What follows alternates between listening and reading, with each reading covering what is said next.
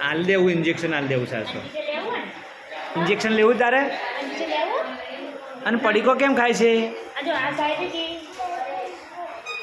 પડીકો ખાય તું ની ખોય કેમ કે પડીકો કેમ ખાય છે હા તો ઘેરથી રોટલા લઈને આપવું જોઈએ ને પડીકો કેમ ખો છો કહો પડીકો નહીં ખાવાનો હો